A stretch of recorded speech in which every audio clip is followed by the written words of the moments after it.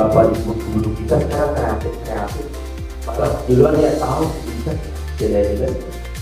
lagi ada rekan-rekan yang masih muda-muda ya terus